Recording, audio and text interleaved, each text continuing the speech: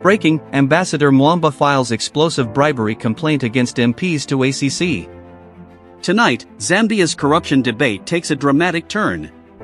Former Ambassador Emmanuel Mwamba says he has formally complained to the Anti-Corruption Commission, alleging that certain members of parliament were bribed.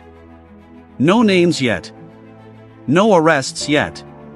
But the accusation alone raises explosive questions. Who allegedly paid? Who allegedly received? And what does this mean for the legitimacy of recent parliamentary decisions? This is not just a political accusation, it's a test of Zambia's anti-corruption institutions. Good day, viewers. Welcome to another edition of InspirAfrica Official. I'm Nakash. Well, what a week it has been across the African political landscape. We've been tracking several developing stories, but today we bring you something that has absolutely shaken the foundations of Zambian politics. Picture this. A respected diplomat, a man who has served his nation on the international stage, steps forward not with accolades or congratulations, but with accusations so grave they threaten to expose the very rot at the heart of parliamentary democracy. Ambassador Emmanuel Mwamba has done the unthinkable. He's filed a formal bribery complaint against sitting members of parliament with the Anti-Corruption Commission. But what drives a former High Commissioner to take such a drastic step? What did he witness that compelled him to break the political code of silence? Was it a single transaction caught in the shadows of parliament, or does this complaint reveal something far more sinister, a systematic culture of cash for votes that has infected the legislative process itself? How many MPs are implicated in this explosive filing? How much money allegedly changed hands? And perhaps most critically, who was orchestrating these payments, and what were they buying with taxpayer resources? If these allegations prove true, what does it mean for every piece of legislation passed in recent months? Can any vote be trusted? And how deep does this corruption truly run?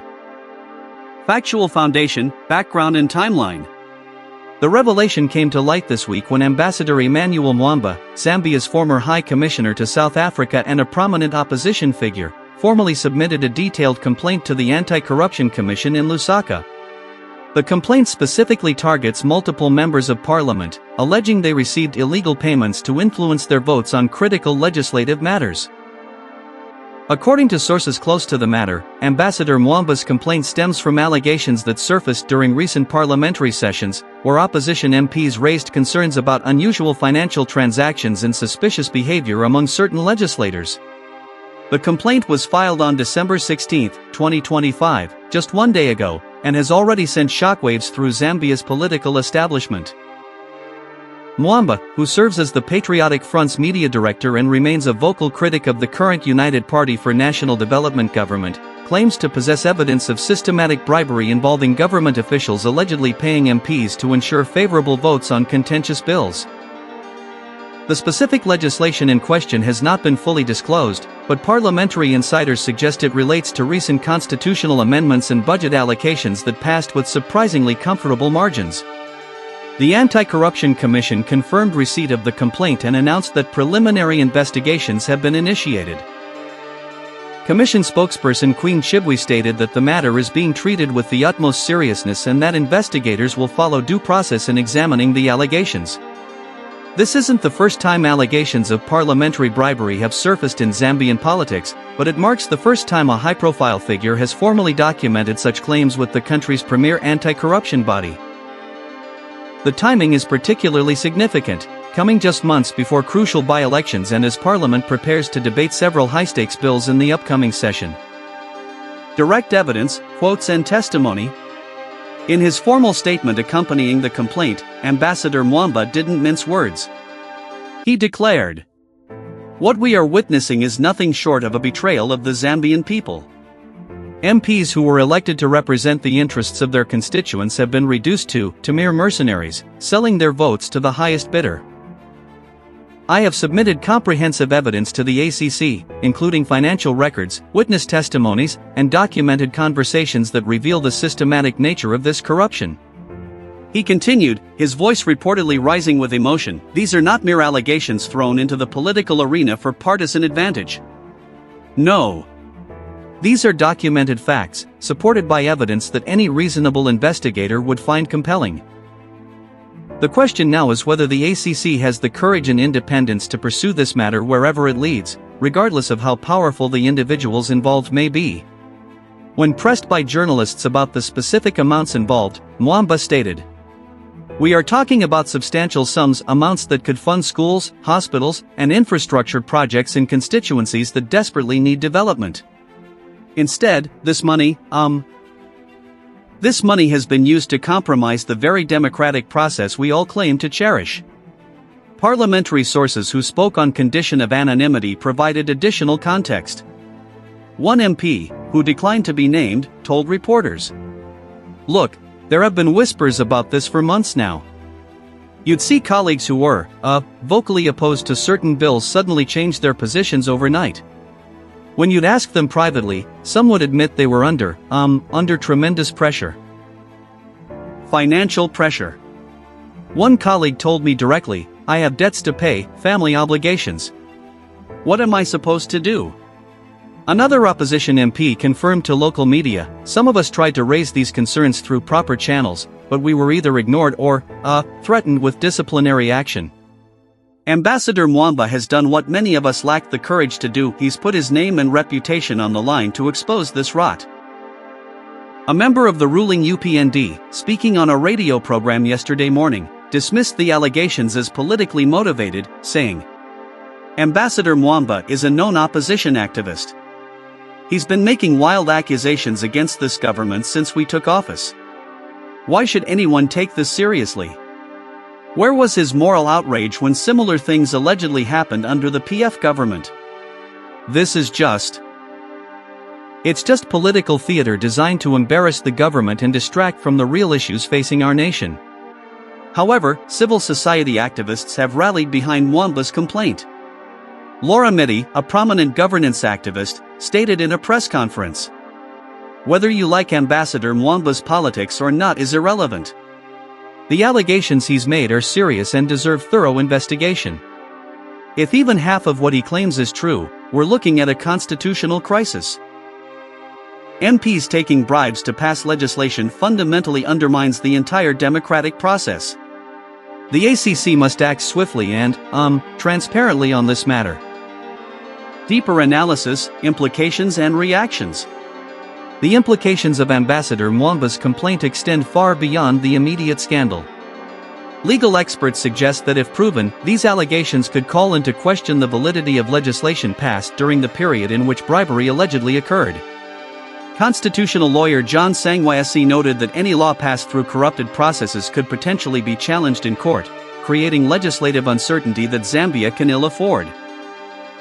The political ramifications are equally profound. The UPND government, which came to power partly on an anti-corruption platform, now faces accusations that it has engaged in the very practices it once condemned. This places President Hakainde Hichilema in a delicate position. He must either distance himself from the allegations or risk being associated with parliamentary corruption. Opposition parties, particularly the Patriotic Front, have seized on this complaint as vindication of their long-standing claims that the current administration is no different from previous regimes. From an institutional perspective, the complaint puts enormous pressure on the Anti-Corruption Commission itself. The ACC has faced criticism in recent years for selective prosecution and perceived political bias. How it handles this high-profile case will either enhance or further damage its credibility. If the investigation appears rushed, superficial, or predetermined, public confidence in the Commission will suffer irreparably. Conversely, a thorough, transparent investigation, regardless of its findings, could restore faith in the institution. International observers have also taken note. Zambia's development partners, including the International Monetary Fund and various bilateral donors, have consistently emphasized good governance and anti-corruption measures as conditions for continued support. Credible evidence of systematic parliamentary bribery could impact foreign investment and international lending, with potentially severe economic consequences. There are, however, significant ambiguities that remain. The complaint, as currently understood, does not specify exactly which MPs are accused, how many are implicated, or provide detailed breakdowns of the alleged payments. This lack of specificity has led some analysts to question whether Mwamba possesses concrete evidence or is making broader allegations based on circumstantial observations. The ACC's investigation will need to address these gaps definitively. Furthermore, the complaint raises uncomfortable questions about Zambia's broader political culture. If bribery of MPs is indeed widespread, how did it become normalized? What systemic weaknesses in oversight, party discipline, and ethical enforcement allowed such practices to flourish? And critically, is this a problem unique to the current government, or does it reflect deeper institutional rot that transcends partisan politics? The coming weeks will be crucial. The ACC must balance thoroughness with timeliness, ensuring that its investigation is both comprehensive and conducted with appropriate urgency. Parliament itself may need to establish its own internal inquiry, though questions about impartiality would inevitably arise. Civil society organizations are already mobilizing, planning demonstrations and public forums to keep pressure on authorities to act decisively. What remains clear is that Ambassador Mwamba's complaint has opened a Pandora's box. Whether it leads to convictions, parliamentary reforms, or simply fades into the background noise of partisan politics remains to be seen. But for now, it has succeeded in placing the issue of legislative corruption squarely in the public spotlight. Thank you so much for watching today's edition of InspirAfrica Official.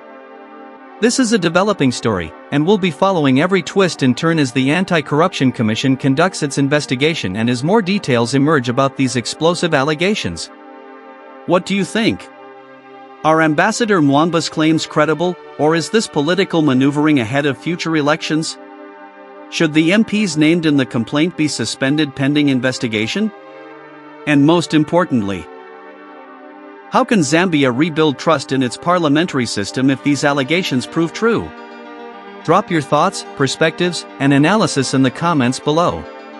We read every single one, and your insights help shape our coverage of these critical issues affecting governance across Africa. We'll be back tomorrow with more stories, more analysis, and more of the news that matters to our continent. Until then, stay informed, stay engaged, and keep demanding accountability from those who lead us. This is Nakash, signing off. Have a wonderful day, and we'll see you in the next one.